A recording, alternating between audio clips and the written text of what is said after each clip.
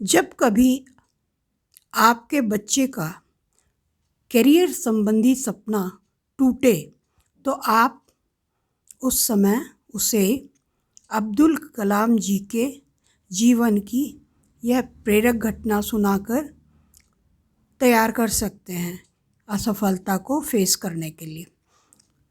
हुआ ये था कि अब्दुल कलाम जी ने डॉक्टर APJ अब्दुल कलाम, जो कि हमारे देश के भूतपूर्व राष्ट्रपति भी रह चुके हैं, मैं उनकी बात कर रही हूँ।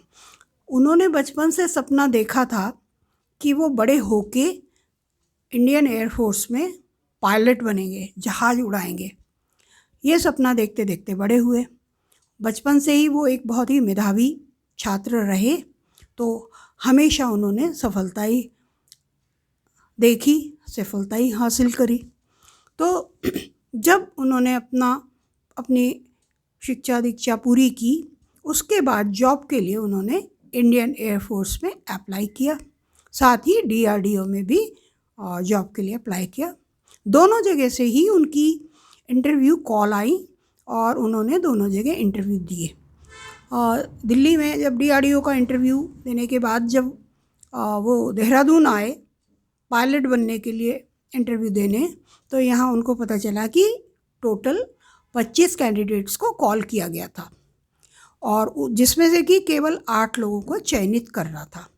तो यहाँ आके उन्होंने इंटरव्यू दिया और उसके बाद जब अगले दिन परिणाम आया तो उनको पता चला कि उनका रैंक 9th था, वो 9वें नंबर पे आए, यानी कि वो रिजेक्ट हो गए थे। सेलेक्टेड लिस्ट में उनका नाम नहीं था। तो वो बहुत हताश हुए। ये उनके जीवन की पहली असफलता थी। तो उससे इतने निराश और हताश हुए कि उनका पूरा बचपन का सपना टूट गया था और वो इस दुख को संभाल नहीं पा रहे थे। बहुत दुखी अवस्था में वो चल पड़े देहरादून से ऋषिकेश के लिए, और ऋषिकेश में वो शिवानंद जी के आश्रम में पहुँचे।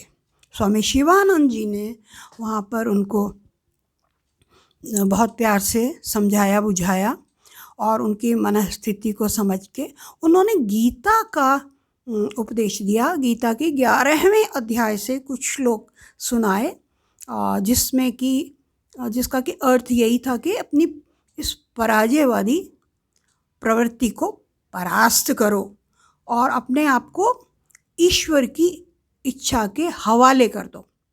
उन्होंने कहा कि भाई ईश्वर की इच्छा नहीं है कि तुम पायलट बनो, और मुझे लगता है कि ईश्वर ने तुम्हारे लिए इससे कुछ बहुत बड़ा रखा हुआ है जो कि अभी तो तुम्हें ज्ञात है नहीं, इसलिए तुम इतने दुखी हो रहे हो।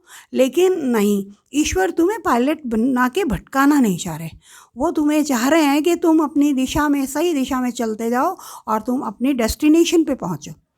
तो बहुत अच्छी तरह समझा बुझा कर उन्होंने उनको पैसिफाई किया और कलाम जी चल पड़े वहाँ से दिल्ली के लिए। दिल्ली आकर उन्होंने पता किया, उनका सिलेक्शन हो गया था। DRDO के इंटरव्यू में वो सेलेक्ट हो गए थे और उनका अपॉइंटमेंट लेटर तैयार था। उन्होंने बाय हैंड उसको रिसीव किया और लेके अपना कार्यभार संभालने के लिए चल पड़े और जाके अपना कार्यभार संभाला। तो इस घटना से हमें यही शिक्षा मिलती है। और उसके बाद देखिए, अपना कार्यभार संभाल के उन्होंने जीवन में जिन ऊंचाइयों को छुआ वो तो सर्वविदित हैं। और जो एक कैंडिडेट जो एक वो नहीं बन पा रहा था, एक पायलट के लिए सेलेक्ट नहीं हुआ, वो एक दिन तीनों सशस्त्र सेनाओं का सुप्रीम कमांडर बना, क्योंकि वो राष्ट्रपति बने और राष्ट्रपति तीनों सेनाओं का सुप्रीम कमांडर होता है।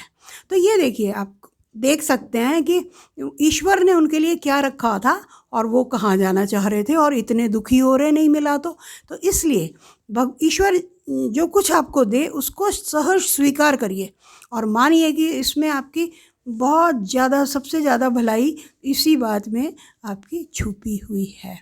So be happy, whatever is granted to you by God, accept it.